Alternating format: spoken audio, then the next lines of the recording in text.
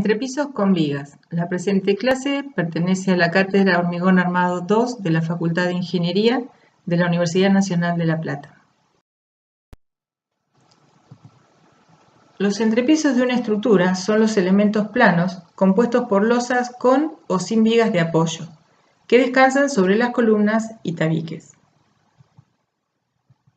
Las losas del entrepiso de una estructura reciben la carga gravitatoria perpendicular a su plano, compuesta por cargas muertas y cargas vivas o sobrecargas del uso. La estructura se deforma y así se generan las solicitaciones, transmitiendo de las losas a las vigas, si es que las hay. Las vigas por corte y por flexión transmiten las cargas a las columnas. Así, a través de las columnas se van acumulando las cargas de los distintos entrepisos y luego son transmitidas a través de la estructura de fundación al suelo resistente. Podemos hacer una clasificación de los entrepisos por el tipo de apoyo. Entrepisos con vigas, en este caso la placa está apoyada en elementos rígidos constituidos por vigas. O entrepisos sin vigas, directamente la placa o losa apoya en forma directa sobre las columnas que resultan apoyos puntuales.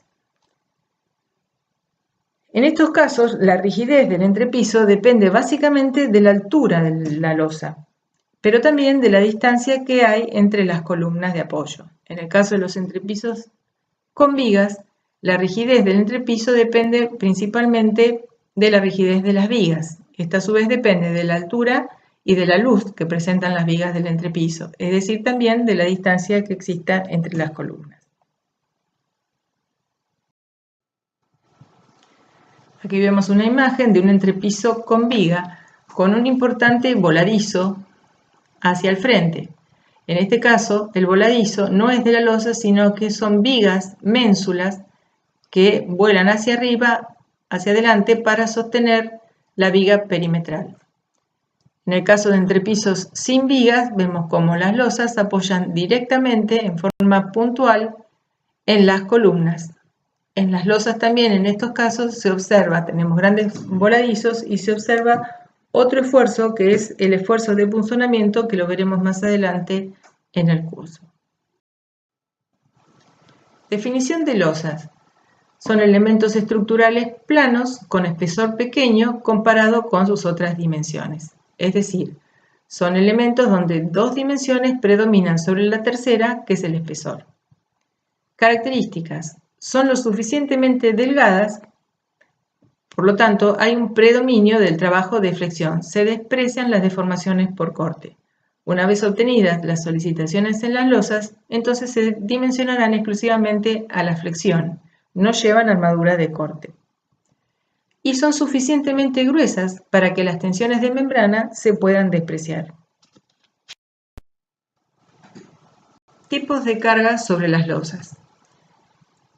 Tenemos cargas perpendiculares a su plano, cargas permanentes o muertas, cargas vivas, gravitatorias, que tienen que ver con el destino de la losa, peso de muebles, personas, equipos, etc. Y también podemos tener cargas hidrostáticas producidas por fluidos. El caso típico es el de un tanque de agua. Si realizamos un corte horizontal, vemos cómo la fuerza del agua hidrostática genera presiones sobre las paredes y una deformación hacia afuera de las losas de las paredes. Esto requiere armadura horizontal. Vemos la continuidad que hay entre los extremos verticales de las paredes continuas.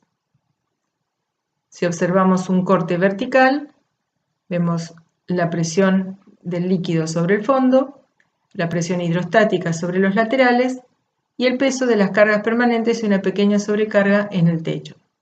A la derecha observamos los diagramas de momentos flectores que generan flexiones en el plano vertical y observamos la continuidad de la losa de fondo en todo su perímetro con el borde inferior de las losas que componen las paredes.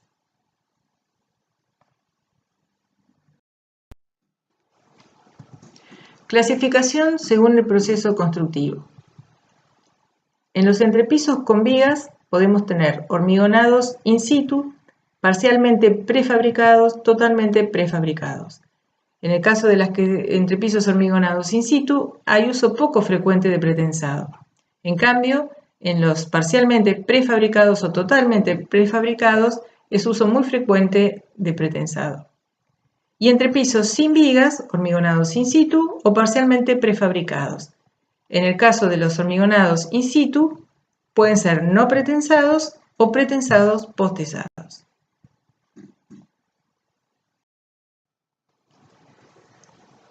En la figura vemos una losa maciza de espesor constante, es decir, maciza porque tiene el mismo espesor en toda su superficie. En este caso tomamos una faja que está sometida a un momento positivo, por eso la zona traccionada es la inferior donde se dispone la armadura y la zona comprimida es la superior.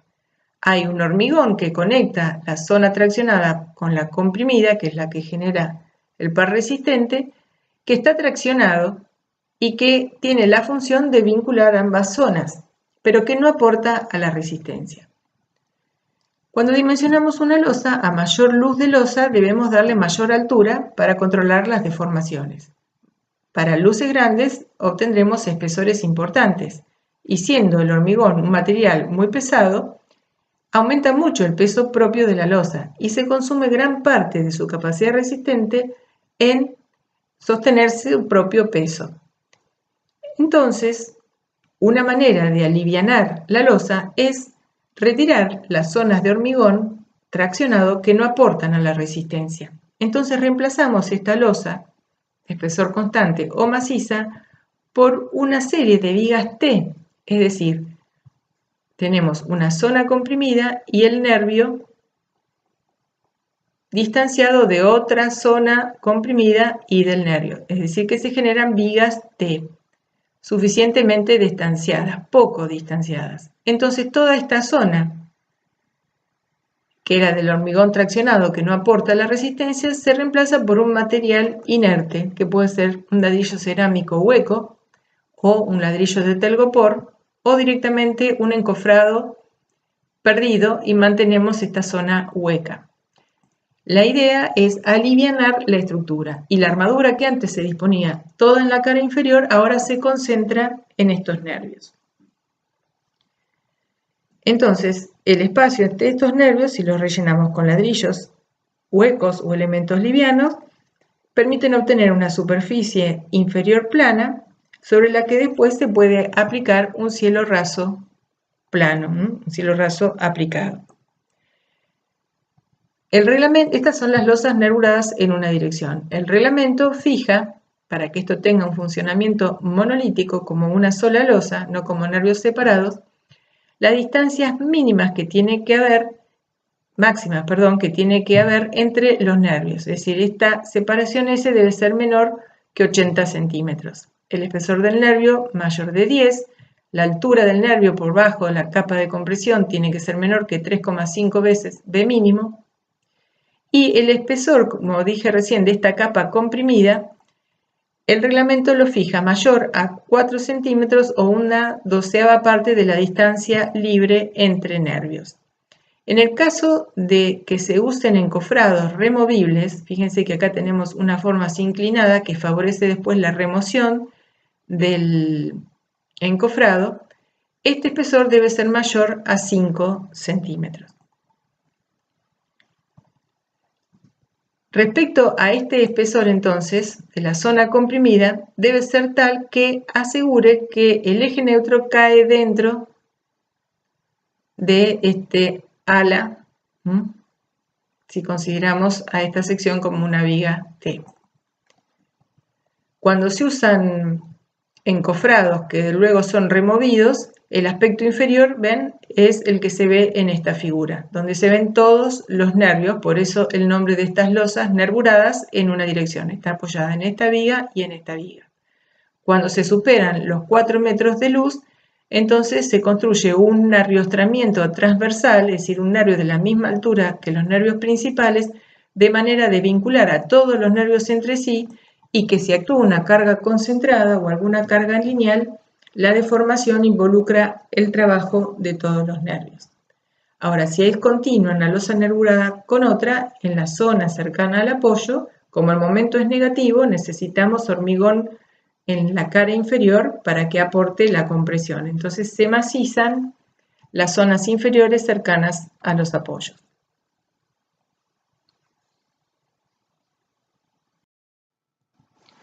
Otras tipologías entonces de losas in situ y como una extensión de las losas nervuradas, tenemos losas nervuradas en dos direcciones que se denominan casetonados, que serían como losas cruzadas.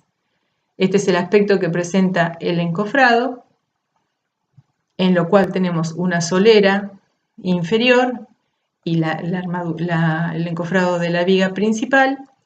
Este es el armado de los nervios, que a veces pueden llevar estribos y estar dimensionados al corte, y entre los nervios se colocan los bloques de hormigón que pueden tener hasta 25 centímetros de altura, los bloques de telgopor.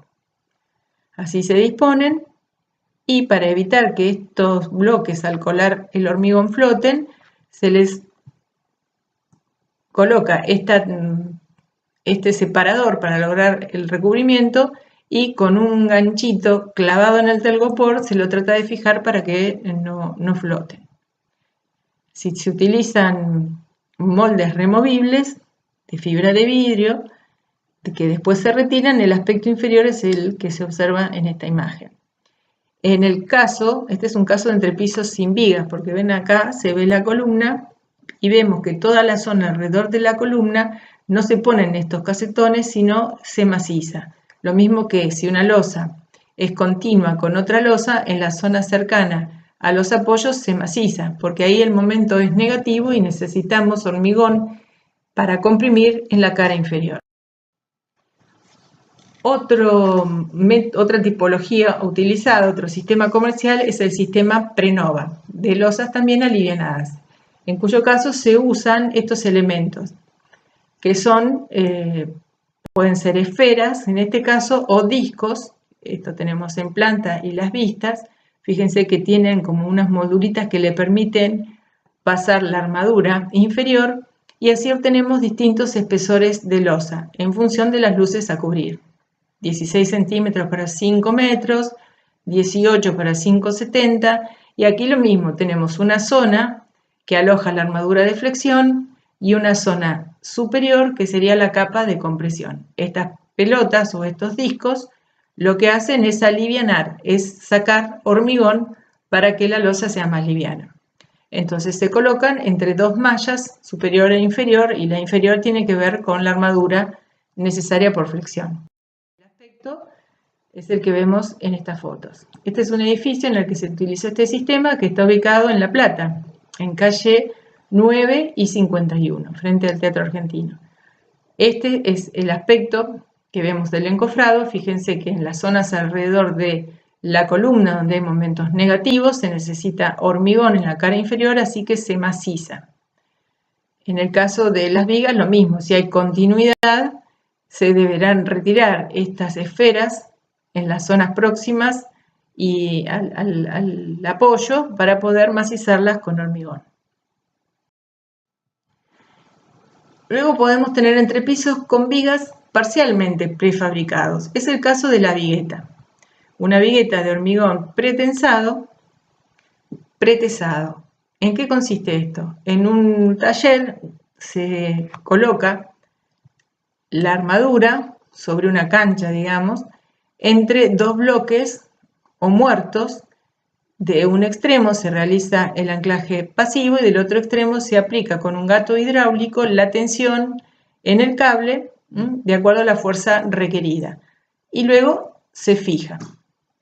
En una segunda operación se realiza el hormigonado de la vigueta o loseta también.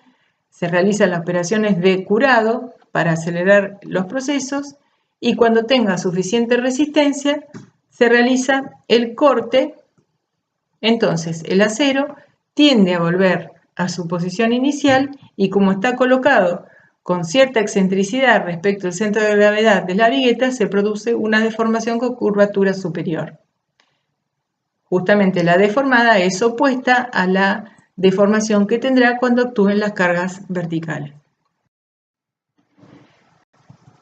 El proceso constructivo entonces es la colocación de los cables, el tesado desde uno de los extremos, el otro está anclado, el hormigonado, y cuando adquieren su resistencia se hace el corte. El aspecto es el siguiente: tendremos la vigueta, ladrillos de determinada altura, pueden ser cerámicos, pero esto es un material inerte, no aporta nada a la resistencia, solamente está siendo utilizado para quitar el hormigón que está traccionado y que no tiene función resistente. Y a su vez nos sirve para generar un plano horizontal que nos va a permitir después colocar un cielo raso aplicado.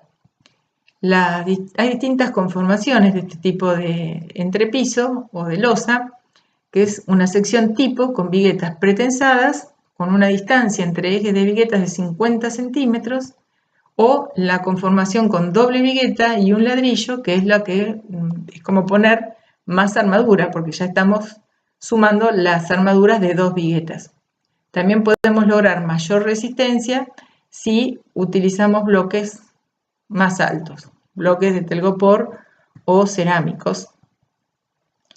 Las viguetas se pueden colocar dentro del encofrado antes de hormigonar la viga. Se colocan los bloques o ladrillos de telgopor o cerámicos, de acuerdo a lo que hayamos elegido, la malla superior para controlar la fisuración de la capa de compresión, y luego se realiza el colado hormigonando la viga en forma conjunta con la capa de compresión. Entonces logramos un monolitismo, es decir, que actúe como un solo elemento la losa hormigonada. La vigueta debe apoyar un mínimo de 7 centímetros dentro de la viga. También podemos colocarla por sobre la armadura para generar vigas invertidas, pero nunca vamos a lograr un fondo o un plano inferior donde el fondo de losa y el fondo de la viga, o del fondo de losa y el fondo de la viga coincidan. Siempre vamos a tener un pequeño resaltito acá o talón, que si quisiéramos hacerlo todo de hormigón macizo, sí se puede lograr un mismo fondo de losa y de viga. En el caso de las viguetas, no. Este es el aspecto que tienen un entrepiso de viguetas con ladrillos de telgopor. Ahí observamos cómo las viguetas se disponen dentro del encofrado de las vigas. En este otro caso, la vigueta se introduce dentro de la viga. Tenemos en este caso ladrillos cerámicos. Y otro caso, acá en la parte inferior, vemos vigas, o las viguetas apoyan sobre muros portantes, porque al tener estos huecos verticales se trata de una mampostería portante. Acá hay un error porque las vigas no deben apoyarse directamente sobre el muro, sino que previamente se realiza un encadenado y sobre el encadenado se apoyan las viguetas, como se ve en este caso. Si el entrepiso o esta losa es una cubierta y puede estar sometida a las variaciones de temperatura, la losa se dilata y puede producir un movimiento que arrastre la mampostería y provoque alguna fisuración. Entonces es conveniente colocar las viguetas sobre un doble fieltro asfáltico o ruberoid que permita el deslizamiento. Este es el aspecto entonces de las viguetas con los bloques de telgopor o de poliestireno expandido, y en algunos casos van a ver que se denominan bovedilla. Ahora vamos a ver por qué. Luego se coloca una malla para controlar la fisuración y se realiza el colado del hormigón sin ningún tratamiento previo, es decir, no se coloca ningún puente aditivo, directamente se coloca la capa de compresión. Si el hormigonado se hace sobre los ladrillos cerámicos que pueden absorber el agua del hormigón fresco, se mojan previamente a la operación del colado. Y el aspecto que tiene inferior es el que se ve en esta figura, donde vemos que el encofrado es mucho más sencillo que en el caso de losas macizas, donde se dispone de una solera de madera inferior y mucho más apuntalamiento.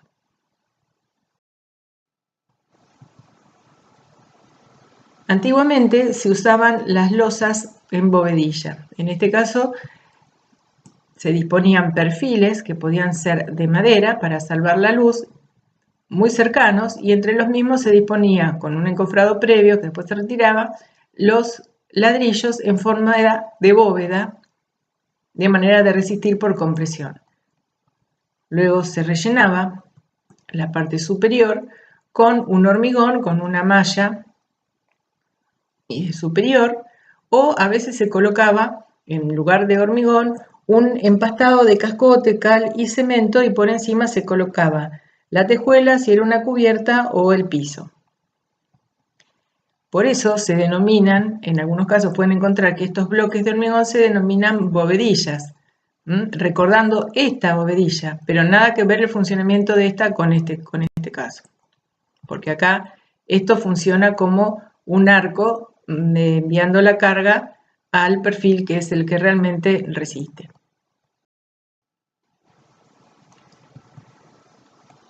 Los fabricantes entregan folletos donde describen las características de sus productos. Por ejemplo, Sharp indica en esta planilla la geometría que tiene las viguetas, fíjense que son siempre iguales, y las series de 1 a 9 para cubrir luces que van hasta 3,80 metros, la serie 1, hasta casi 7,20 metros, creo que estas hay que pedirlas, que tienen muchas más cables, porque tienen mucho más esfuerzos de pretensado.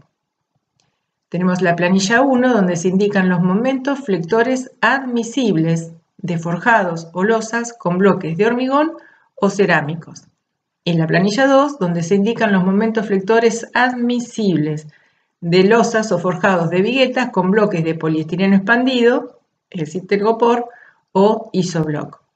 Acá podemos ver, como vimos anteriormente, las viguetas que se pueden disponer una vigueta, un ladrillo, una vigueta, un ladrillo, que sería la conformación A, o doble vigueta, un ladrillo, en el caso de colocar más armadura cuando las losas son más largas.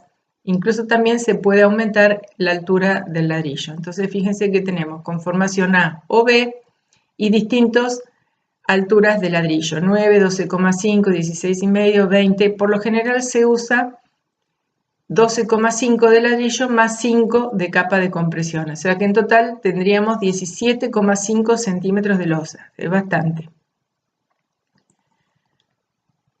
Entonces tenemos la de telgopor, es lo mismo, ¿no es cierto? Estas planillas nos permiten saber el peso propio de la losa que vamos a utilizar. Entonces, comenzamos definiendo cuál es la luz a cubrir por la losa, entonces sabemos la longitud necesaria de las viguetas. En función de la longitud se determinará la serie de viguetas que podemos utilizar y el grado de pretensado. Entonces así tenemos definida la serie 2.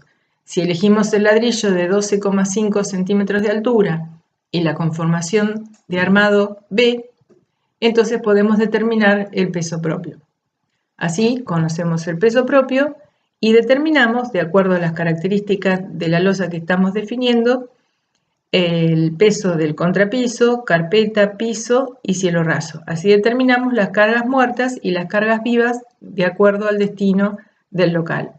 Fíjense que son todas cargas sin mayorar, porque los momentos son momentos admisibles.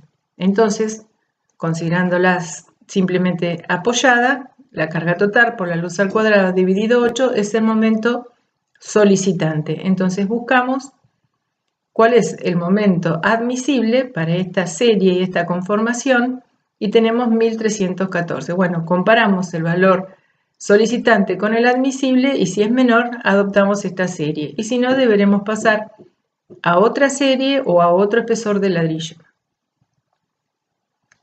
Las cargas son cargas de servicio sin mayorar.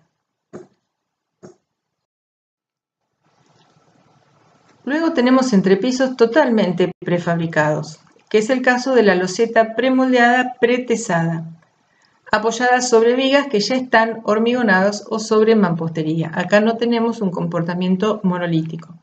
Una vez colocadas, lo único que falta es realizar la toma de las juntas que se llenan con concreto. También el fabricante da los folletos donde indica las características, así tenemos el tipo de loseta, tenemos losetas de 60 centímetros de ancho y distintos espesores, 10, 12, 16 hasta 30, que los tenemos indicados en esta columna, o de 1,20 m de ancho y también con espesores variables. También está la loseta Sharp 30, que tiene prácticamente 30 centímetros de ancho y 9,5 centímetros de alto, que se usan para luces pequeñas y que además se pueden mover o manipular en la obra con 2 operarios. No, en los otros casos es necesario el uso de grúas. Entonces tenemos indicados los distintos espesores y la serie que determina el grado de pretensado que tiene cada una de las losetas. Así, en función del tipo LH60 y el espesor, tenemos el peso propio de la loseta. Para calcularlo entonces, elegimos, de acuerdo a la luz que debemos salvar y a las cargas de la losa, un tipo de loseta, por ejemplo LH12. En ese caso sabemos que pesa 180 kilos por metro cuadrado. Así tenemos el peso propio. Para determinar las cargas muertas deberemos conocer espesores y tipos de contrapiso, carpeta, piso, cerámico en este caso y cielo raso. Así tenemos las cargas permanentes y de acuerdo al uso tendremos las cargas vivas. Así, con las cargas sin mayorar, son las cargas de uso, multiplicamos por L cuadrado dividido 8 por la luz al cuadrado dividido 8 y tenemos el valor del momento solicitante. Entonces, en la tabla debemos buscar el momento admisible que sea superior al valor del momento solicitante. Así determinamos el tipo de loseta necesaria. Ojo, las cargas de servicio son sin mayorar porque así está construida esta tabla. Y por último, tenemos las estructuras totalmente prefabricadas. En este caso tenemos losas, vigas y columnas premoldeadas. Lo que se construye in situ es la fundación. Tenemos el sistema Astori, por ejemplo, de Córdoba, que tiene definidos y detallados todos los elementos de vinculación y anclaje. Se utilizan por lo general en construcciones industriales de grandes luces, en cocheras o estacionamientos, etc.